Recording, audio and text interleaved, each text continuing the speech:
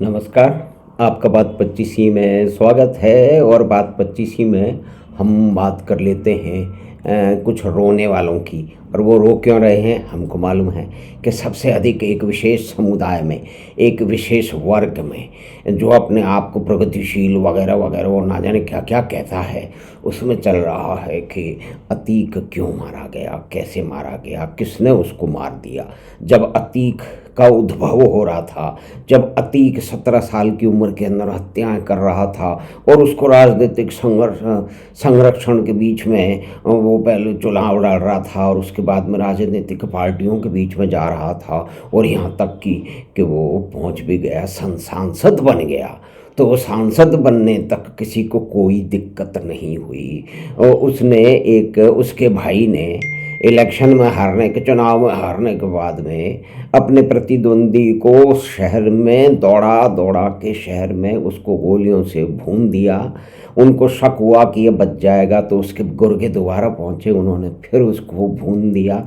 और कुछ हफ्ते पहले उसके भाई को, जो कि एकमात्र चश्मदीद गवाह था, उसकी भी सरेआम हत्या हो गई। अतीक का पुत्र वहाँ पे जो उसकी राजगद्दी यानी कि गुंडागर्दी की गद्दी संभालने वाला था, वो खुलेआम गोलियां चला रहा था। उसको कहा गया था कि तुम्हें तो राजा बनना है तो बाहर मत निकलना, लेकिन वो दंड बच्चा जिसको शेर का बच्चा कहा जा रहा था वो निकला और उसने गोलियां चलाई। उसके अंदर वो जो है उनका जो उसके खिलाफ एकमात्र हिम्मत वाला यानी कि जो वो गवाह था उसको उसने मार दिया और सिपाहियों के 2 मार दिया। तो कोई नहीं रोया, क्यों रोएगा। और इस अतीक को जिस संरक्षण में ये पहुंचा है, उसके साथ में तो अपने रबिश मैगसे से उनके कार्यक्रमों में, उनके मंचों पे हाथ बांध के चौकीदार की तरह, दरबान की तरह खड़े नजर आए हैं। तो रवीश बाबू का रोना बिल्कुल जायज़ है, क्योंकि उनके मालिकों का कोई चाकर चला गया, उनके मालिकों का कोई सैनिक चला गया, तो रवीश बाबू को तो परेशान होना, उस पर रोना बनता है, रुडाली करना बनता है। अगर ये रुडाली नहीं करेंगे तो क्या उत्तर देंगे।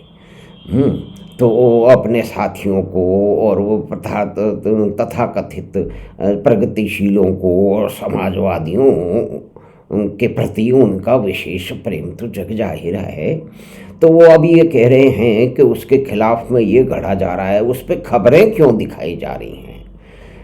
अरे तो भाई, अब आप भी तो क्यों खबर कर रहे हो उस पर, आप खबर की खबर क्यों बना रहे हो। आप कुछ और बात करो, लेकिन आप जो भी बात करोगे एक औजार पेटी के अंतर्गत ही करोगे ना, जो कि कहीं न कहीं जॉर्ज सोरोस की जो है वो पोषण से जुड़ जाती है। तो आपका तो ये नया काम तो है नहीं, हमेशा आप करते आए हो और आगे भी करते रहोगे।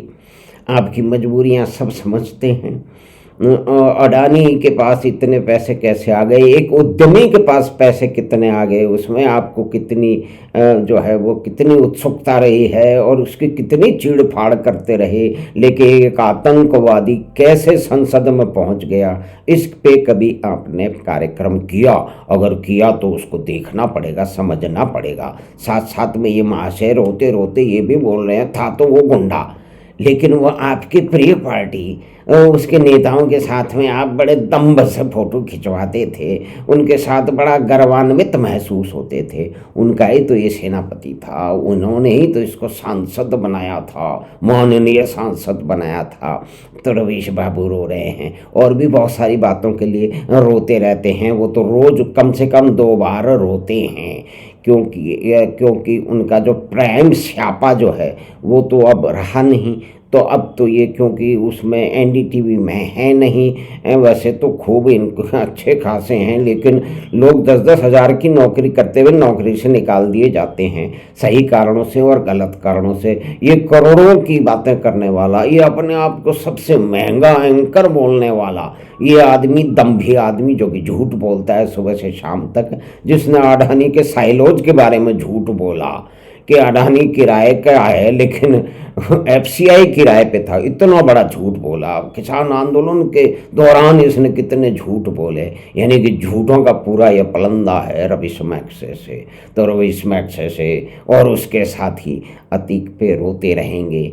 एक दुर्दांत अपराधी मरा, कैसे मरा, उसके पीछे क्या षड्यंत्र है। इस दुर्दांत अपराधी के पास में कहते हैं कि हजारों करोड़ की, दसियों बीसियों हजार करोड़ की संपत्ति है, तो वो कैसे आई, इस पे भी तो मीमांसा, इस पे भी तो अनुसंधान श्रीमान रवीश मैग्सेसे को करना चाहिए। लेकिन वो करेंगे नहीं, क्योंकि उनका एजेंडा उससे साबित होता नहीं है, उससे एजेंडा हासिल होता नहीं है।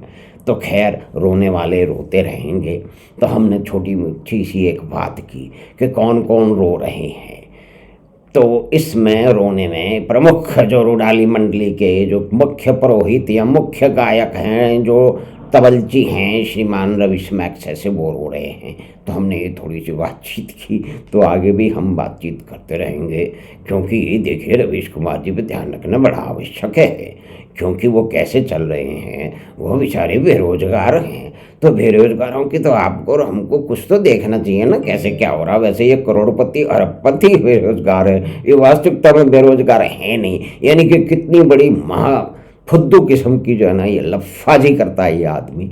तो खैर कोई बात नहीं, ये लफाजी करते रहेंगे। हम इनकी लफाजियों को, वो आप और हम उनको उधेड़ते रहेंगे, और उससे हम अपना एक विशिष्ट जो है वो मनोरंजन भी करते रहेंगे और इनकी पोल भी खोलते रहेंगे। तो धन्यवाद, नमस्कार। आप चैनल बात 25 को सब्सक्राइब करें, उसके लिंक अपने मित्रों और परिवार के साथ साझा करें। और एक निवेदन फिर से कि आपने कृपा की है बात 25 को सब्सक्राइब करने की, तो अपना सब्सक्रिप्शन फिर से देखें। अगर वो प्राइवेट है तो उसको पब्लिक करें, क्योंकि जब आप सब्सक्राइब करते हैं तो डिफ़ॉल्ट सेटिंग प्राइवेट की होती है। तो धन्यवाद, नमस्कार। हम आपसे फिर मिलेंगे बात 25 की अगली बात।